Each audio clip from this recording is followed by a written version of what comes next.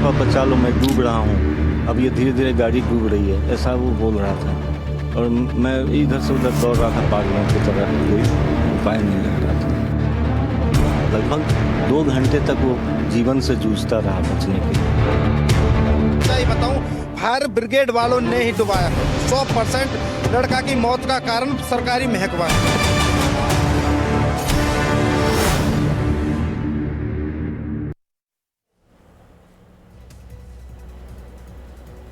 तो नोएडा की एक ऐसी घटना जिसने सिस्टम को लेकर कई कड़े और अहम सवाल खड़े कर दिए हैं। एक इंजीनियर, युवा इंजीनियर की यहां पर मौत हो जाती है। कोहरे की वजह से वो रास्ता नहीं देख पाता है और गाड़ी जाकर एक ऐसे गड्ढे में गिरती है जहां पर पानी जमा होता है। लेकिन उससे ज्यादा दुखदाई बात ये जो चश्मदीदों ने वहां पर बताई कि 2 घंटे के करीब वक्त वहां पर गुजरा जब वो इंजीनियर युवराज मदद की गुहार लगाता रहा, लोगों से ये कहता रहा कि आप मुझे बचा लो। अपने पिता को फोन किया और उनसे गुहार लगाई कि मुझे बता लो, मेरी गाड़ी का हादसा हो गया है, मैं यहां पर डूब रहा हूं। और फिर भी उसको बचाया नहीं जा सका।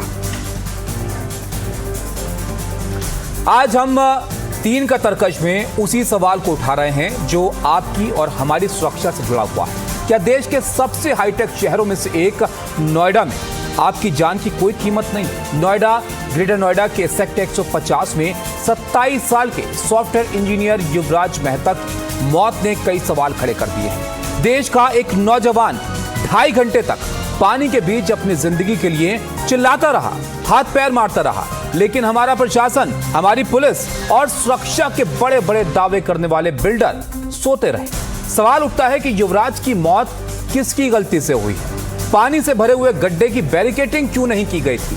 2.5 घंटे तक युवराज को क्यों नहीं बचाया गया? 2.5 घंटे तक वो वहां पर फंसा रहा और इस आस में वो लोगों से गुहार लगाता रहा कि शायद कोई उसको बचा लेगा, लेकिन कोई नहीं बचा सका। पुलिस, फायर ब्रिगेड के तालमेल में क्या कमी रह गई? रेस्क्यू टीम पानी में क्यों नहीं वहां पर उतरी? चश्मदीदों का यह कहना है कि वहां पर खड़े हुए थे फायर ब्रिगेड के लोग और ये कह रहे थे कि पानी ठंडा है, वहां पर सरिये हो सकते हैं। और ये सब होते होते इतनी देर हो गई कि एक युवा की जान चली गई। मौत के गड्ढे पर कब जागेगा प्रशासन? ये एक अहम सवाल है और इन सभी सवालों पर पड़ताल करेंगे। लेकिन पहले आपको युवराज के पिता और हादसे के चश्मदीद का बयान सुनवाते हैं। वहाँ पर लोग ये भी बता रहे थे कि इसमें सरिया है और वो जो भी जाएंगे बचाने उनको वो डैमेज कर सकता है। ये कुछ लोग वहाँ पर बातें कर रहे थे, लेकिन फिर भी मुनिंदर वहाँ पर जंप किया और वो गया। बट तब तक वो घटना घट चुकी थी और मेरा बेटा उसमें डूब चुका था। सर, बहुत माफ़ी चाहती हूँ आपसे सवाल पूछने में, पर आपका जो लास्ट कॉन्वर्सेशन था आपके बेटे के साथ वो क्या था? क्योंकि बहुत पेनफुल होता है किसी भी गार्जियन के लिए इस तरीके के दर्द से गुजरना। आपका बेटा आपके सामने उस गाड़ी के छत पर खड़े होकर मदद की मांग कर रहे थे, सब कुछ थे, पूरी टीमें वहाँ पर लगी हुई थी, बहुत सारे लोग थे जो बचाने के लिए वहाँ पर आने की कोशिश कर रहे थे। तो किस तरीके से जो ये पूरा घटना है वो अनफोल्ड हुआ है? वो तो लास्ट में उसका वर्ड ये था कि पापा बचा लो मैं डूब रहा हूँ, अब ये धीरे धीरे गाड़ी डूब रही है, ऐसा वो बोल रहा था। और मैं इधर से उधर दौड़ रहा था पागलों की तरह, कोई उपाय नहीं लग रहा था। जो टीम वहाँ अवेलेबल भी थी, अथॉरिटी की टीम थी, तो वो कुछ कर ही नहीं रही थी। रस्सी फेंकने के अलावा उनके पास कुछ था नहीं साधन, न उनके पास स्विमर था, डाइवर था और न बोट था ताकि वो बोट से उस तक पहुँच सके, उसको रिकवर कर सके। सर, क्योंकि हम देख रहे थे कुछ वीडियोस आए हैं जहां पर देखा जा सकता है कि आपके बेटे फ्लैशलाइट जलाकर गाड़ी के छत से मदद की मांग कर रहे थे। हाँ बिल्कुल, हमने बोला कि बेटा तुम कहाँ हो, एग्जैक्ट लोकेशन बताओ, तो उसने ऑन कर लिया था मोबाइल का टॉर्च, तो उससे पता चला था कि वो कहाँ पे है। सर, पूरे घटना की टाइमलाइन क्या है? कितने बजे से कितने बजे तक वो फंसे हुए थे और कब जाकर उन्होंने फाइनली जो है उसने स्ट्रगल स्टार्ट किया 12 बजे से अपने लाइफ के लिए, खुद स्ट्रगल किया और लगभग 2 घंटे तक वो जीवन से जूझता रहा बचने के लिए। अगर उस समय में उसको मदद मिल जाती तो वो बच सकता था। जी, उस दिन 16 तारीख की रात की बात है। धुंध बहुत ज़्यादा थी, धुंध के कारण गाड़ी सीधा मोड़ से सीधा मुड़ने की जगह वो सीधा दाग गया नाले में।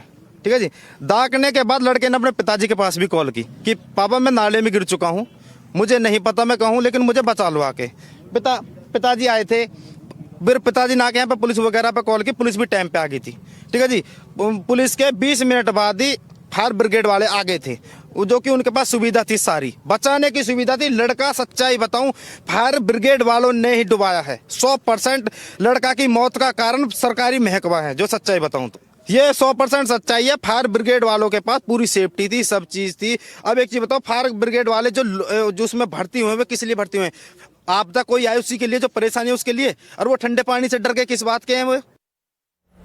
आपने देखा यहां पर चश्मदीद और पिता की बात आपने सुनी। 2.5 घंटे वो मौत से जूझता रहा, लेकिन उसको बचाया नहीं जा सका। अब क्या कार्रवाई हो रही है? नोएडा में इंजीनियर मौत के मामले में कार्रवाई की बात कही जा रही है। 2 बिल्डर के खिलाफ गैर इरादतन हत्या का केस दर्ज किया गया है। अथॉरिटी ने जूनियर इंजीनियर को बर्खास्त भी यहां पर कर दिया है। लेकिन वो बड़े और कड़े सवाल अब भी खड़े हैं कि आखिर ऐसी नौबत क्यों आई कि एक युवा की यहां पर जान चली गई। हमारी सहयोगी मीनाक्षी ग्राउंड जीरो से वहीं से मौजूद हैं, उनसे जानिएगा कि ये इतने बड़े सवालों के जवाब आखिर कैसे मिलेंगे। मीनाक्षी,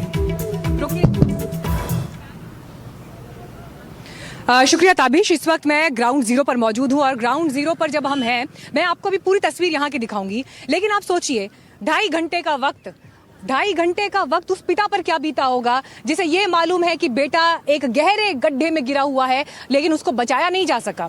उस बहन पर क्या बीती होगी जिसने अपने भाई को लगातार राखियां बांधी हैं उसकी रक्षा के लिए, लेकिन भाई पुकारता रह गया कि उसे बचा लो, कोई उस तक पहुंच जाओ। पूरा एडमिनिस्ट्रेशन आ गया, लेकिन उसे बचाया नहीं जा सका। ये जो इस वक्त रोड आप देख रहे हैं, इसी रोड से युवराज की कार आई थी। और मैं इस सीन को आपके लिए एक रिक्रिएट कर रही हूँ ताकि आप में से जो लोग भी टेलीविजन पर, डिजिटल प्लेटफॉर्म्स पर, एनडीटीवी इंडिया को इस वक्त देख रहे हैं, वो सब समझ पाए। देखिए जिस तरह से ये गाड़ियां यू टर्न ले रही हैं, आराम से युवराज भी इस तरह से यू टर्न लेकर निकल सकता था उस रोड पर या इस रोड पर, शायद जिंदगी बच जाती। लेकिन किस्मत को या बदकिस्मती ऐसी थी कि ऐसा नहीं हुआ।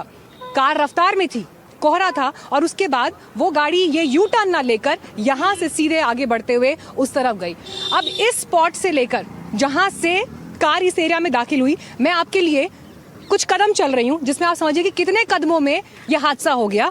1 2 3 4 5 6 7 8 9 10 11 12 13 14 15 16 17 18 19 फीट, 19 कदम में युवराज की जिंदगी चली गई, क्योंकि इस 19 कदम के फासले पर गाड़ी ठीक यहां से टकराती हुई वहां सामने पानी में जा गिरी।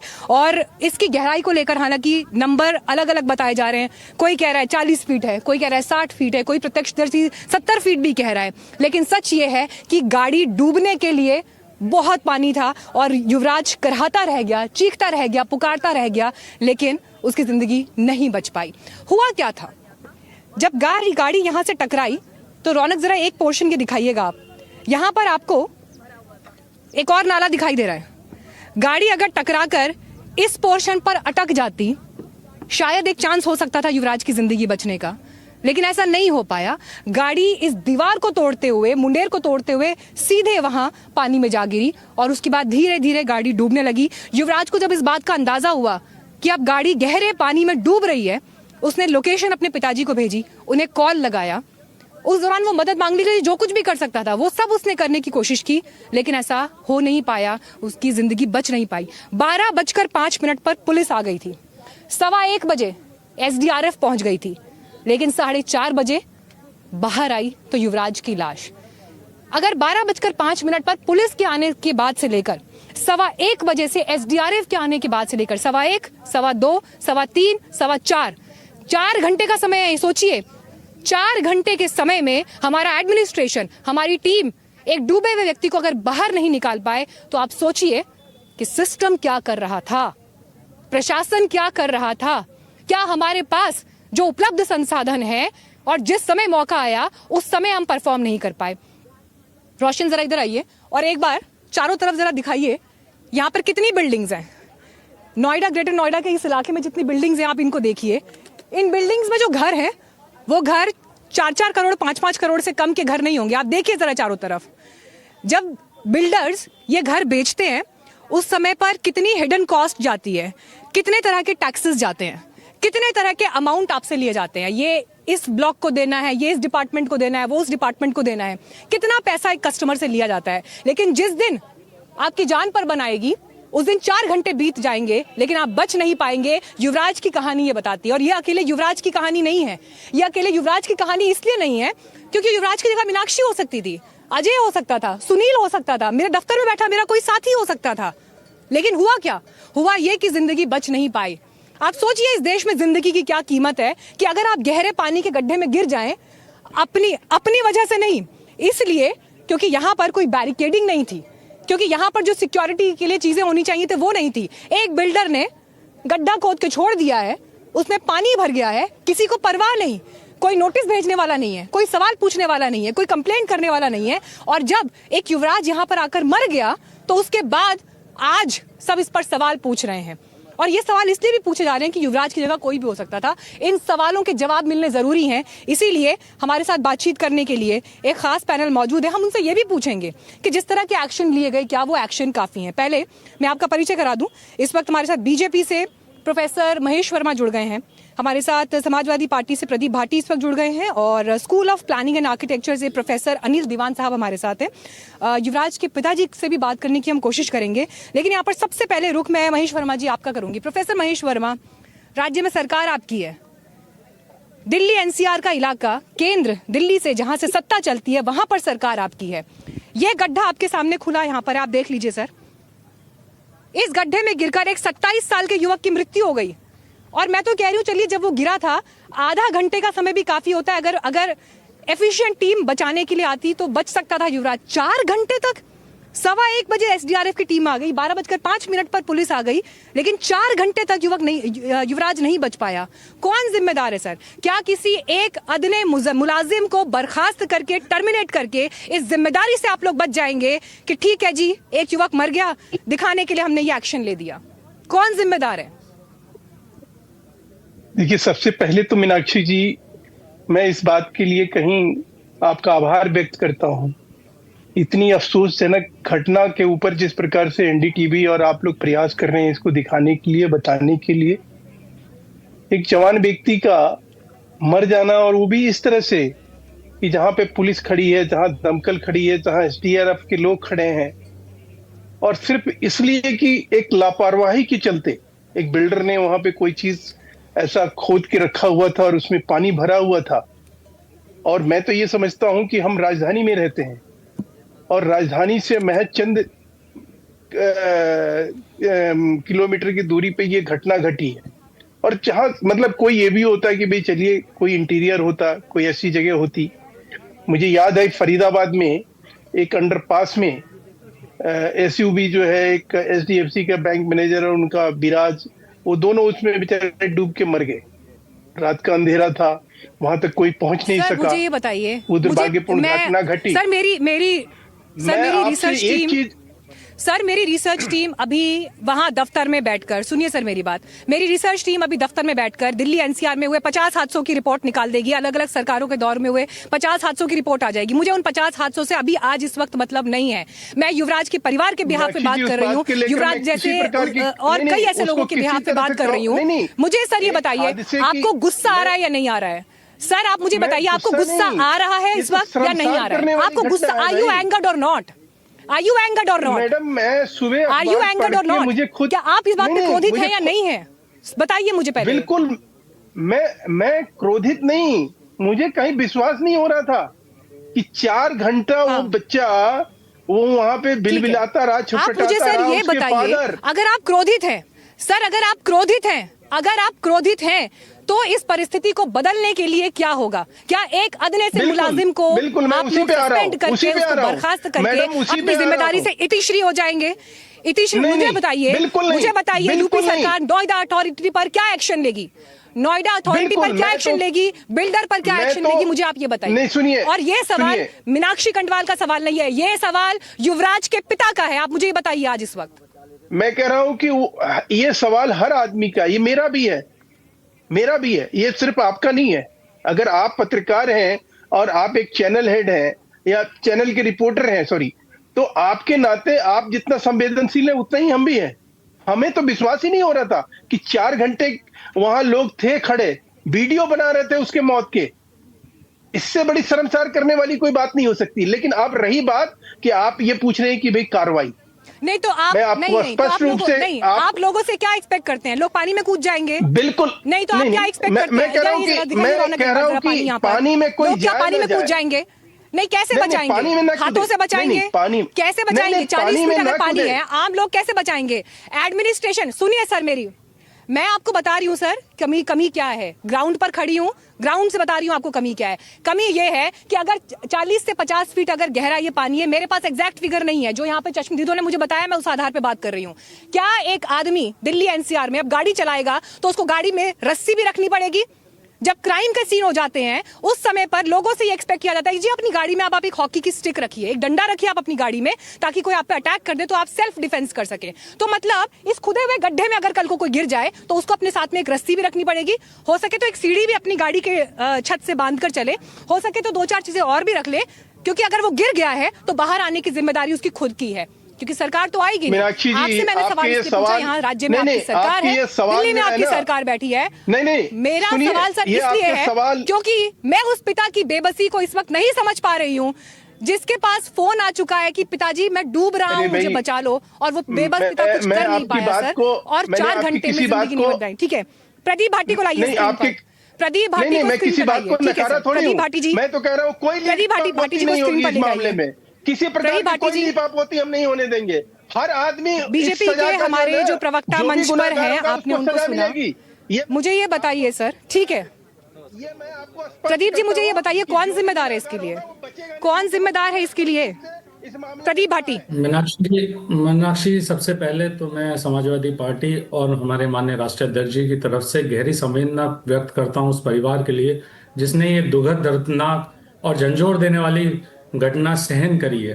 वो नौजवान जिसके सामने पूरा जीवन पड़ा था, उसके माता पिता पे क्या बीत रही होगी ये आप और हम सब महसूस कर रहे हैं। लेकिन मैं यहाँ प्रवक्ता के नाते भी ना, एक नोएडा वासी के नाते भी कुछ बातें रखना चाहूंगा, और आप इस बात से सहमत होगी और एनडीटीवी भी सहमत होगा। नोएडा इस देश का, इस प्रदेश का शोकेस विंडो है, प्रगति के आधुनिकीकरण की एक मिसाल बन के दिखाया जाता है, जिसमें सबसे ज्यादा संसाधन और सब तरह की सुख सुविधाओं और विकास दिखाया जाता है।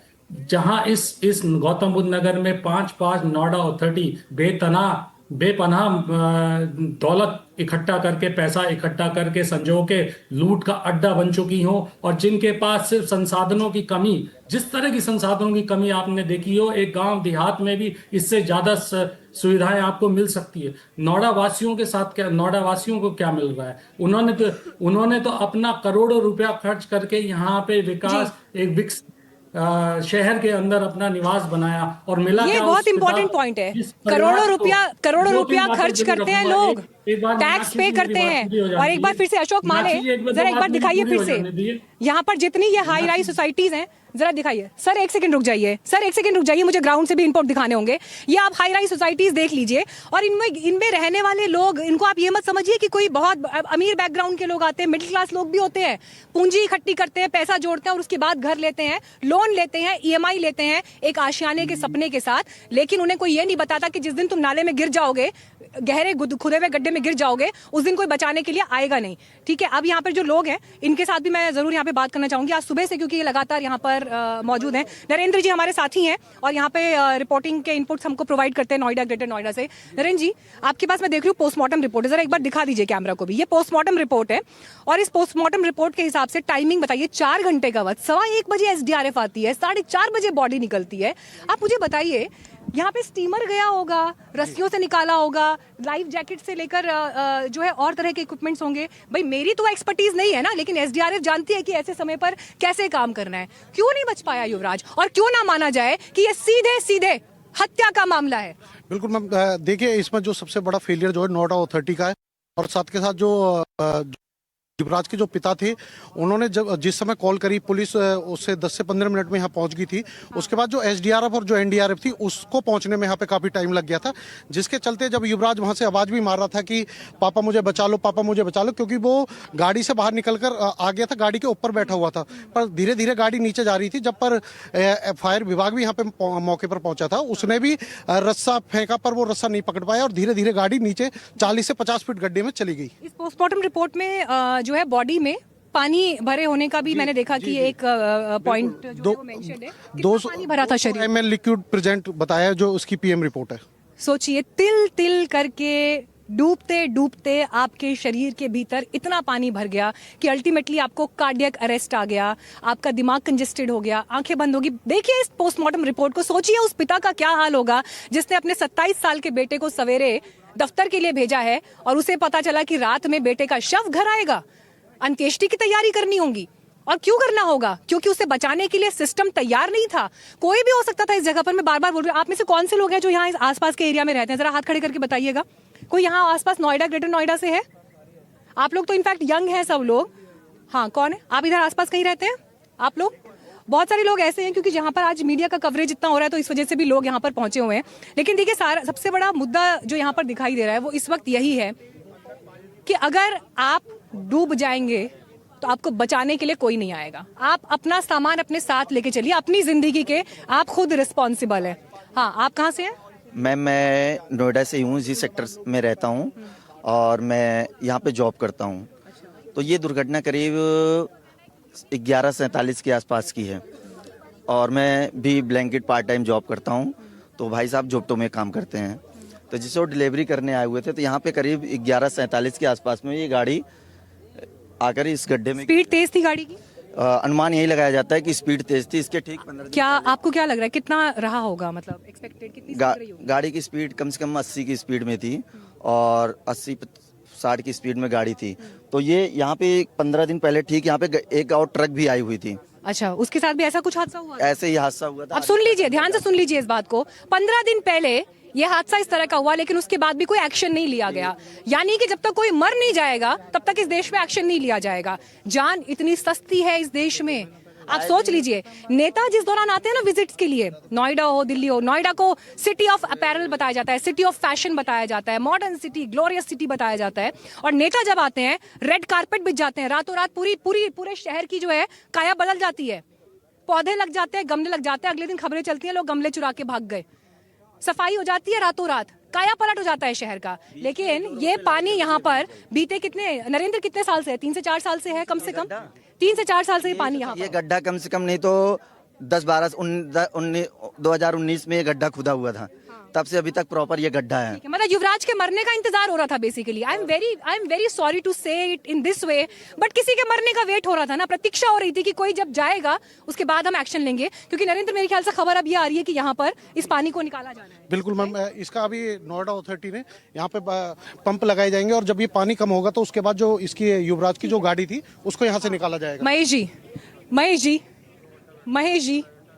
ठीक है महेश जी, आप ये देख लीजिए, युवराज की मौत के बाद ये डिसीजन लिया जा रहा है कि इस पानी को हटाया जाएगा। बीते 8 साल से सर ये पानी क्यों है यहाँ पर? बीते 8 साल से ये गड्ढा यहाँ पर है, बीते 8 साल से यहाँ पर ये परिस्थिति ऐसी है। ये एक्शन सर, ये एक्शन लेने में कि पानी यहाँ से हटाना 8 साल लग गए, एक व्यक्ति मर गया, उसके बाद ये एक्शन लेने की सूरत में आई सरकार और एडमिनिस्ट्रेशन।